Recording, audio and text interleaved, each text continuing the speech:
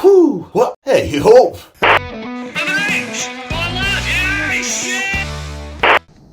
Hey up, bit of a different video to my usual videos today, basically for two reasons. One is I just wanted to put a bit on about Bell's palsy. If anybody's had Bell's palsy or got it, when I first got it, first thing I did is looked up on YouTube to see if anybody else had got it.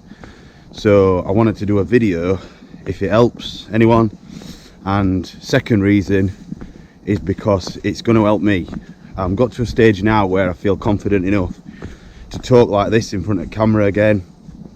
Back when I started doing some YouTube videos earlier this year, I got to, it's like usually I'll do the voiceovers and stuff like that, and then it got to a point where I did a trail vid in my local area, riding the Cutgate path, and I we're talking a bit more in front of camera instead of usual voiceover style.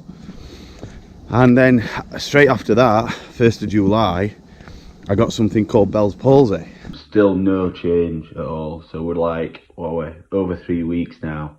It's since I first started getting paralysed in this side of my face. Just want to see some sign, you know, like a little twinge in my eyebrow or corner of my mouth or anything really, just to say, give me some sort of like signal that it's coming back, but not yet, so fingers crossed.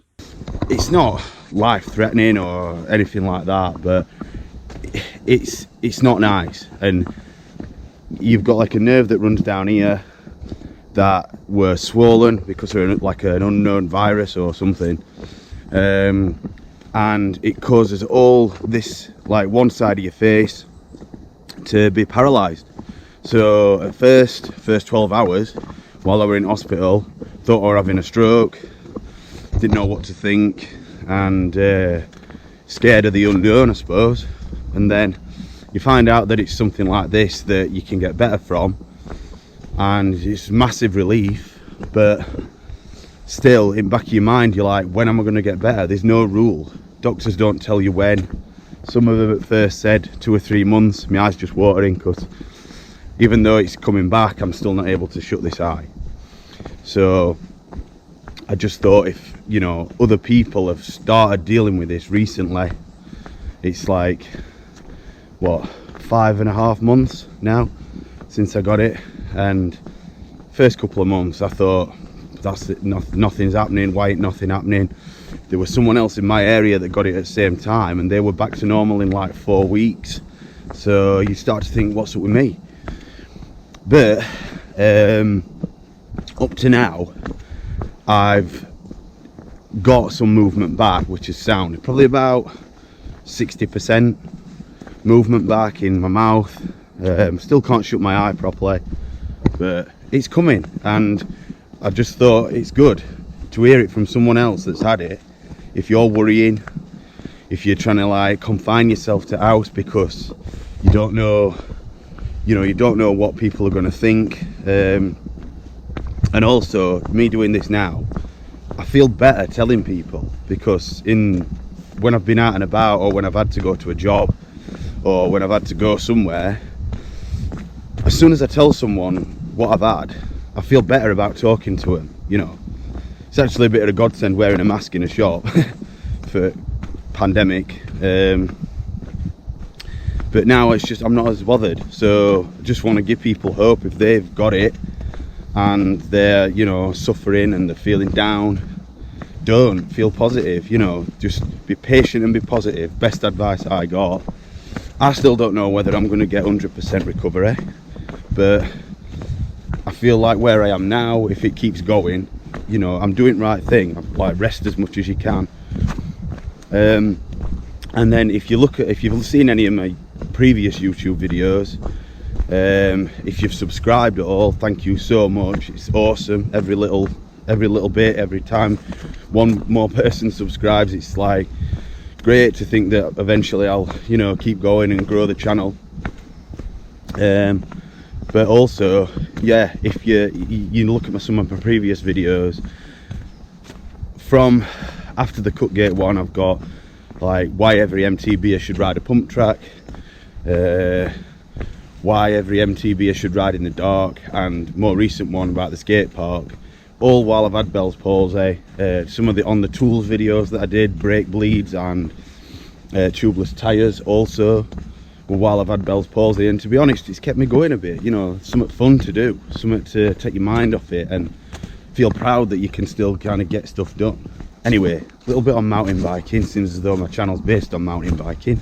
I'm just coming down to a spot in bottom of my local woods up at Grenoside. It's relevant because when the last video I did about riding mountain bikes and why skate park's good for that, I actually broke both my bikes making that video. So another reason why I'm actually walking is because I snapped the forks on my jump bike, and I came down to this spot to get some clips for ending my video to show where practicing jumping in the skate park can work when you're doing jumps on the trail. And this particular spot has two jumps, like one after other, that you have to commit to both at the same time. And well, I'm going to take you down and show you. If you're from this area, you'll recognise this spot anyway. There's a lot of kids come down here to try out new tricks and stuff. It's a good spot for it, to be honest. But this particular occasion, I see if we can get a good angle. Rolled in down here, hit this gap here, so took off from that lip, which takes you over this gap to land on this downslope here. And this, again, if it's not looking right good on camera, but it's steeper than it looks. And when you're already lifting off that, you've got to try and push yourself down to pump that and then fly out of that other side. And what I did is pushed and tried to pump down a bit too early. So my front wheel cased here, and I was basically upside down at this point and didn't know whether to like go forwards or tuck in. And at last minute, I think I just put my head in a bit down, further down, and then nutted floor, and then went over, slammed on my back, and then bike came tumbling after me. Luckily my bike didn't hit me, but it bent my derailleur and mech hanger, and bike's a bit knackered. I had to push it back out. It's kind of took me back to basics. That's why I'm having a walk down without my bike so that I can have a good look at it. What I am hoping for is that this could be a spot that I come down and make some more videos for eventually. But for now, I want to keep doing what I'm doing, but I just need to kind of take it back to basics a bit. I think I'm getting too obsessed with getting clips for my next YouTube video than actually riding and having a laugh. So I've got some stuff in pipeline, some DIY at home and stuff like that I've done before, and those videos have always done really well, so there's no reason why I can't get back to that and then come out on trails and just enjoy myself and not worry too much and feel too much pressure about getting a clip.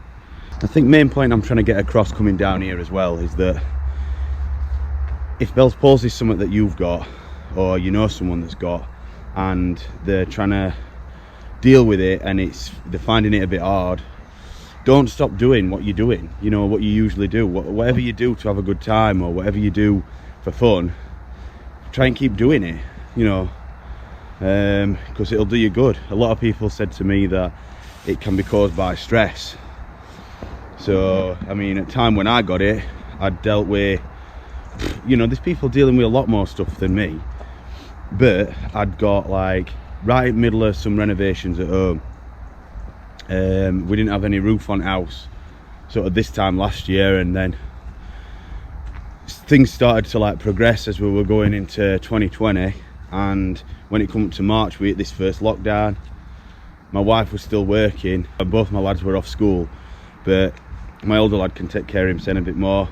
Younger lad, he was with me, so I'm trying to do a bit of homeschooling with him, and then I'm running up on roof to try and work on roof at house, or then, you know, we've got customers drawing plans up and that. I've got to do a bit of that, and I think it would just probably let you try and normalise it all. Maybe that's it, maybe it's just bad luck, I don't know. But main thing is, it's coming back, I'm getting better. If you are suffering with Bell's palsy, do what you love to do, but don't probably push yourself to your limits. which is probably where I've got to, trying to get last few clips for this video. I actually, if you watch that video, I used an old clip from last year when I was sessioning this, because I was doing it all right then.